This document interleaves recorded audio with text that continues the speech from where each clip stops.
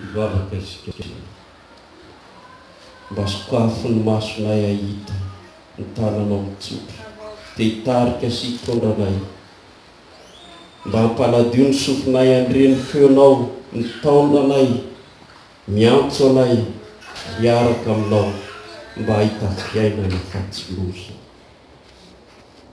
dia menao ny vavakay Andriamanitro ka aza mamelanay horery fa mitarianay ka mamondrafo amin'ny anaran'i Jesosy Tompony angatahana izao. Amen. Ny ten'Andriamanitra anjarantsika amin'ity alahady ity dia arak'izay voasoratra ao filazantsara araka ny Jaona amin'ny toko 7. Jaona toko 7 eny andininy 4 amby 20 ka hatramin'ny 7 amby 30. Jaona toko 7 andininy 4 amby 20 ka hatramin'ny 7 amby 30. Tozao nivaky ny teny amin'ny anaran'i Jesosy.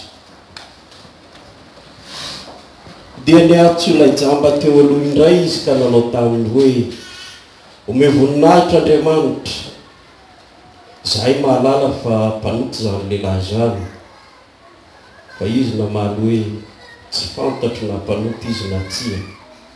Zavatra ray aloha ihany ny fantatro, jamba teo aloha fa mahiratra aho zao. Dia hoy izy taminy, inona no nataony taminao? Nanao ahoana nge ny nampahiratany masonao? Dia namaly azy koa izy, efa voalazako taminareo raha teo fa tsy nikaino ianareo. Nahoana no te hiaino indray ianareo? Moa teo mpianany koa va ianareo? Dia nanevateva azy izy ka nanao hoe ialao ny mpianany fa izay mpianatry misesy.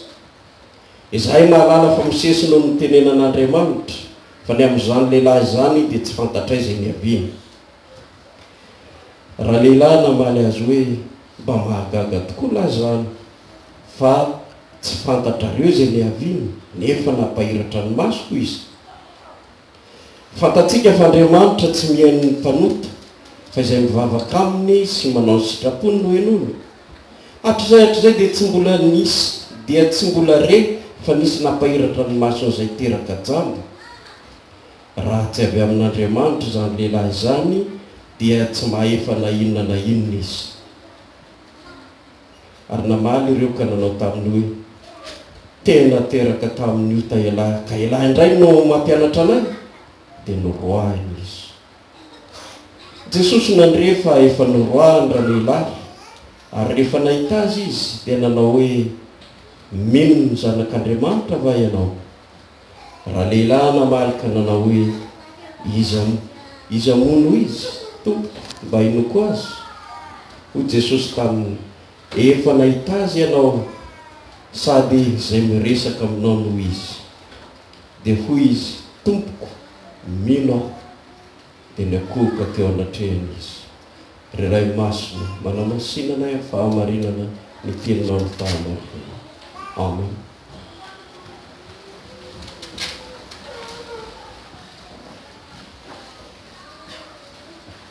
Ry fiangonana malala ho aminareo rehetra ny fahasoavana mampiadanana avy amin'Andriamanitra raintsika sy Jesosy Kristy Tompontsika. Amen. Sabata ny andro tamin'izay, araky ny lalàny jiosy dia tsy mahazo manao na inona amin'ny andro sabata ny olona afa-tsy misaina, mianatra ny tenin'Andriamanitra. Na ny lalakaleha azy dia voafetra fa tsy mahazo mandeha lavitra. Zay no mahita, tsy fantatro aty aminareo ty fa raha ny Eropa dia tamin'ny fotoan'andro dia misy sinagoga be dia be, satria nikendrena ny amin'ny tany be jiosy dia nikendrena mba hifanaraka amin'ny lalàna ny diale ka tsy mahazo mandeha lavitra. Tamin'izay nefa amin'ny lalàna rehetra dia misy ny exception, ka raha biby latsaka andavaka fatsakana na dia sabata aza ny andro dia adidin'ny tompony ny manala azy tao na dia sabata aza ny andro satria famonjenaina izy.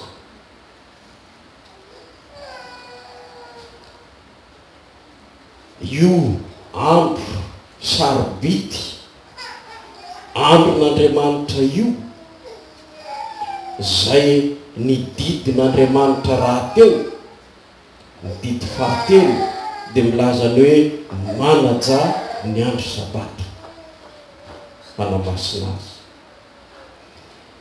Notandreman'ny Jiosy fatratra izany, tena nitandremana izany, ary ny sekta anankiray atao hoe fariseo dia reo fariseo ireo dia atao hoe sekta, ny dikany hoe fariseo moa dia ny hebreo hoe parasy na farasy, ny dikany dia mitokana miavaka, ka dia nanokateny ireo miavaka noho izay vahoaka ireo haneo fa tena ny lalàna zava-dehibe any,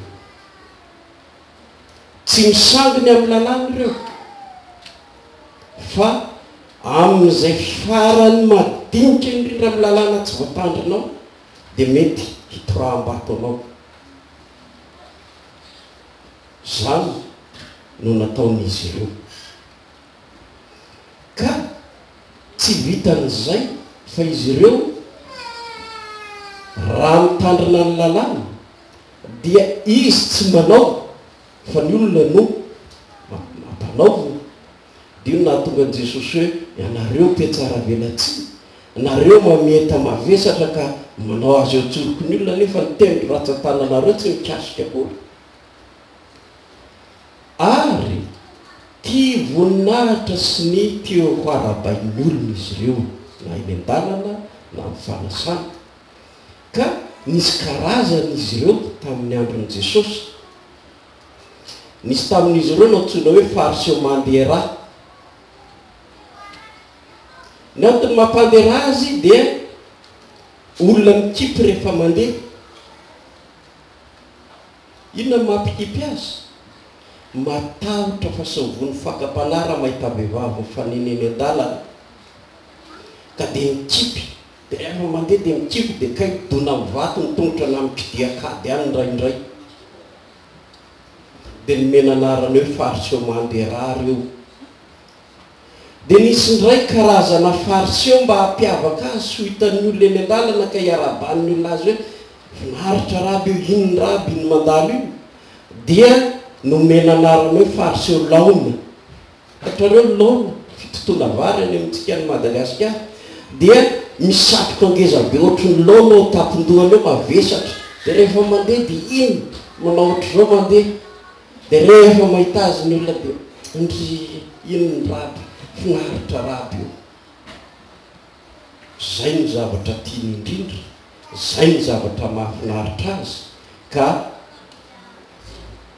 na antom-piainany sy antom-pisiny ary ny zavatra madinidinika amin'ny lalàna, na mirona ny zavatra madinidinika ny lalàna mba hahazahoany manana fahefana amin'ny olona. Ka amintsika miteny izao raha folo ny didiny men'Andriamanitra, izy ireo napitatra azy ho tonga 7,700.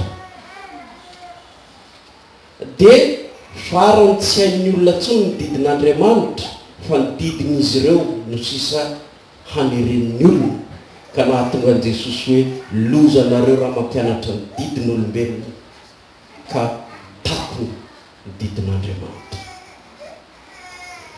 Ireo fariseo ireo no nanenjika an'i Jesosy satria Jesosy hafa noho ny azy ny fombany. Jesosy dia tena nanamasina sy nanaja ny andro sabata, ka andro mpamonjena amin'ny Jesosy ny sabata, ka na dia sabata aza ny andro raha tonga amin'ny Jesosy ny marary dia mihoatra lavitra noho ny britika latsaka ao am-patsakana ny olombelona anankiray aminy ka manasitrana manafaka azy izy. Io ny tsy zakany reto fariseo reto, inony ty, izy ty lehilahy ty, vahoany ty,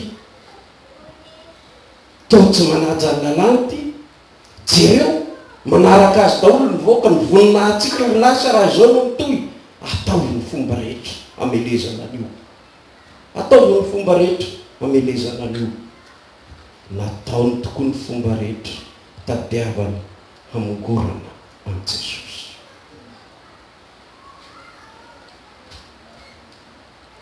Sotraniny Jesosy ity lehilahy jamba ity taitra izy rehetra fa inony zany fa ahoana endro nampanatsony raha lehilahy jamba nentina teo aminy aloha tsy izy zany tsy mariny zany satria raha olona avy amin'Andriamanitra zany lehilahy zany dia tokony hanaja ny lalàna izy ka manaja ny sabata fa tsy avy amin'Andriamanitra zany tsy izy zany gaga ihany koa nefa satria lehilahy jamba teraka jamba misy vavolombelona fa zay mahafantatra fa teraka jamba io lehilahy io ahoana no hiratra tapoka eo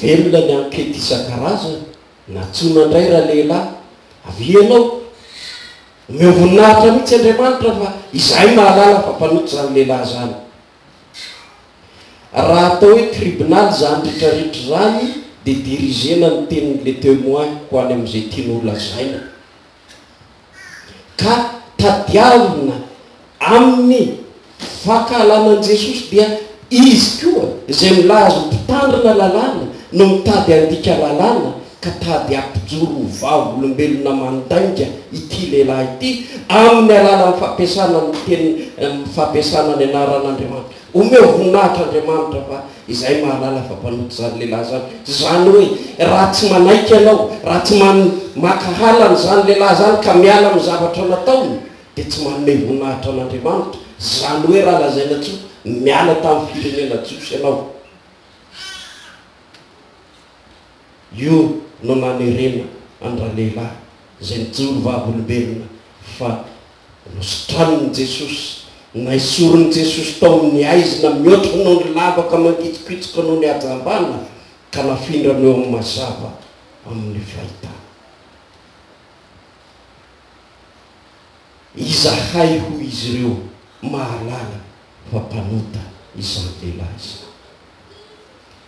zany tokoa ny fomban'ny olombelona dia izay manohitra an'Andriamanitra ka amin'ny alalan'izay veriny fa fahalalany no handavany ny famonjeny Kristy amin'izay veriny fahalalany no handavany ny famonjena hoentin'i Jesosy ho azy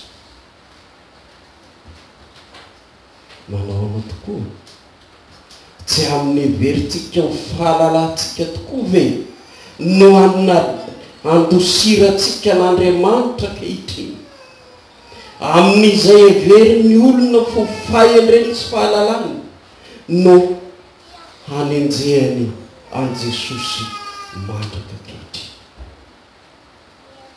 raha mijery isika zao andro iainantsika zao indrindra no andro zay haniratsirana sy hanitsahana tampindohan'i Jesosy everiny mpanota izy raha mijery isika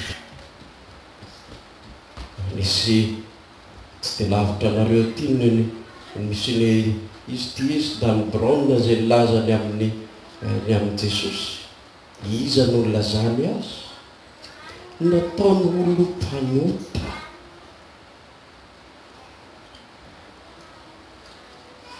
nataony ho mpanota izy fantatrareo tsara iny boky misoratany raha mijery isika ny amin'ilay film anakireo la dernière tentation de Christ dia ao indrindra nanaovana an' Jesosy ho tahako ny olombelona malemy tsy manana an'Andriamanitra tsy misy zay maha-Andriamanitra azy akory voaingana tsy dia ela ny arkéologue israeliana anakiray nahita sarcophagy anakiray misy soratra hoe Jesosy avy any Nazareta hony vadiny Marie Magdalena niteraka ny Jodasy fa arakaraka amin'ny tantaran-giatany Brown zany itsahana tanteraka ny Mahandriamanitra an Jesosy ka iverina olombelona tahaka ny olombelona ihany izy ka lazaina izahay mahalala fa mpanoty zany lehilahy izany tsy olona iteraka jamba tsy fantatro na mpanoty izy na tsia zavatra iray lo ihany ny fantatro jamba teo aloha fa mahiratra azy izy amintsika no mba afaka mitana mahitsy tsy amitahotra izay nomeny Jesosy ianao ny namonjeny ianao ny nanavotany ianao ny mitiavana ianao ka tsy matahotra mijoro vavolombelony zany na izy tokana ny fantatro tsy adihevitra aminareo ana-panoty izy na tsy mpanota tsy haiko zany hoe raha lehilahy fa fantatro zavatra tokana jamba teo aloha fa mahiratra azy noho ny amin'ny Jesosy noho ny amin'io lehilahy io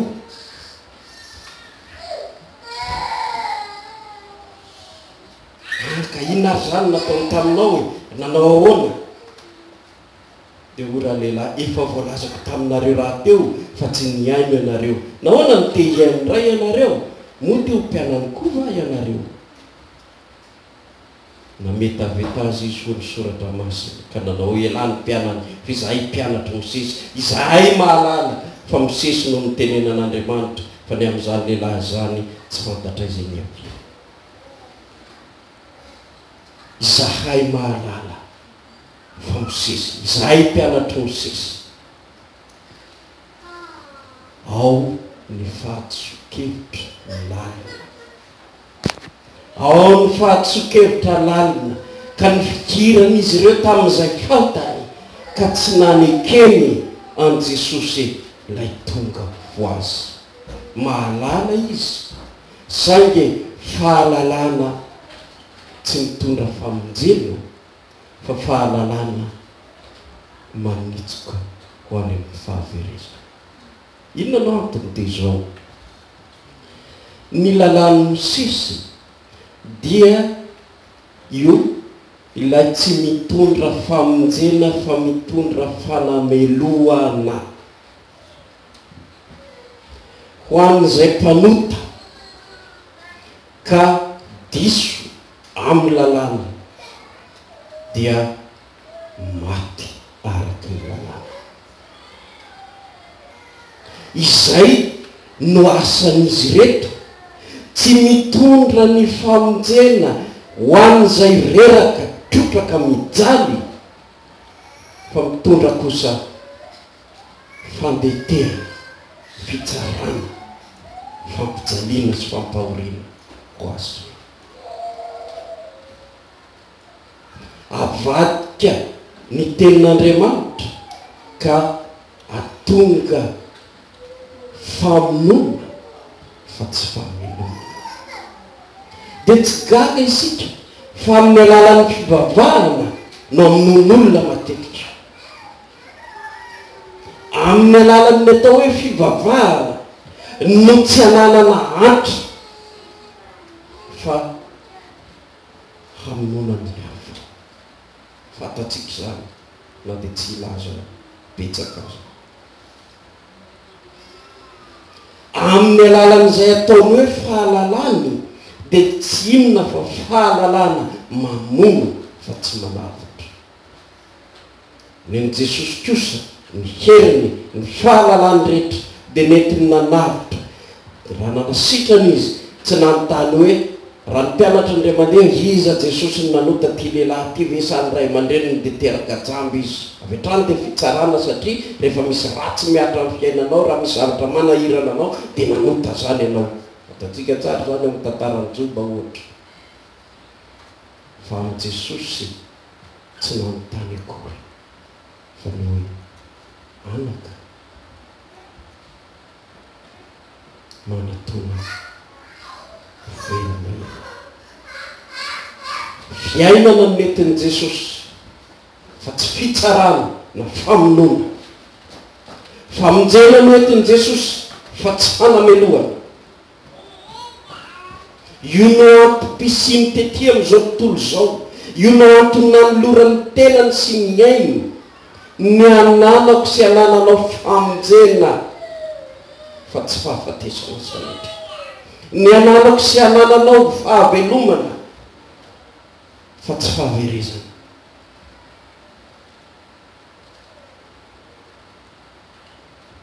ora lehilahy, raha tsy avy amin'Andriamanitra zany lehilahy zany dia tsy mahay fa na inona na inona izy. Neny reto fariseo reto dia fitsarana mandrakariva, inona indray navaliny andra lehilahy teraka tamin'io tamary lehilahy. Lehilahy indray be no mampianatra anay.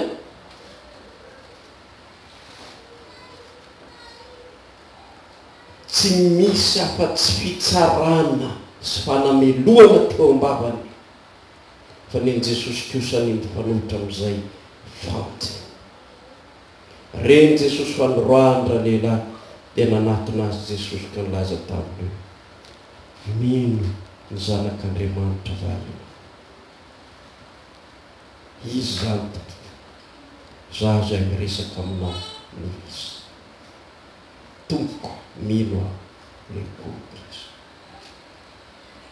Tamin'ny manatona Jesosy nampahery vatany ny zavatra nataon'ny olona azy, ty lehilahy ty nanatona izy nampahery azy.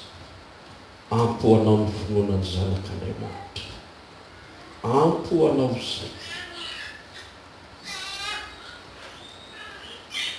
Ho anao kory havana, raha tsaronao fa mitovitovy amin'ity lehilahy teraka jamba ity, mafy ny mijoro vavolombelony Jesosy ny amin'izay nataony ianao ho anao sy namonjeny ianao. Zany dia zavatra sarotra resahana sy tenenina amin'izao andro fiainanao izao, iainantsika izao. Mandositra ny amin'ny Jesosy ny olona.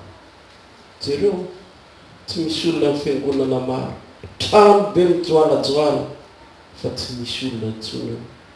Vavy antitra vitsivitsy sy sasay tonga fa ny olona efa hafa. Mahafantatra sy mahalala zavatra hafa izy ka tsy mila an Jesosy intsony. Fa ianao kosa zay mbola mila an Jesosy, manatona anao izy, tonga eo akaikinao izy, ampahery anao izy. Mino ny zanak'Andriamanitra va ianao. Andriamanitra tsy niteny izy hoe mino ahy ianao, za Jesosy fa tena nilazaintsotra mino ny zanak'Andriamanitra va ianao. Zany hoe ny maha-Andriamanitra azy feno no entiny eo aminao ka hitenenany aminao hoe aza matavitra fa eo akaikinao. Aza matavitra ny joro vavolombeloko na amin'inona na amin'inona fa eo akaikinao. Nikendreko Jesosy ny tiako atao dia ny anananao fiainana sady anananao be dia be. Ny tiako atao anao indrindra dia le afaka anao avy eo amin'ny aizina ka hamindranao eo amin'ny mazava mba hanananao fiainana. Ho anao zany, ho anao tsirairay avy eto izay mandre izao teny izao zany, tonga eo akaikinao Jesosy, mino ny zanak'Andriamanitra valina. Anjaranao ny mamaly, anjaranao ny handray na tsy handray azy, fa izy efa tonga ho anao, efa vonina hanolotra feno anao famonjena mihoatra no izay nanasitranany ity jamba ity. Voninahitra ny ho an'Andriamanitra raisy zanaka ary fanahy masina zay azy hatramin'ny taloha indrindra ka azy aritra mandrak'izay. Amen. Raisy ny fitahia. Ny fahasoavan'i Jesosy Kristy Tompo, fitiavan'Andriamanitra ray, ny firaisana sy ny fiambonana amin'ny fanahy masina ho aminareo rehetra ny hatramin'izao koa mandrak'izay. Amen.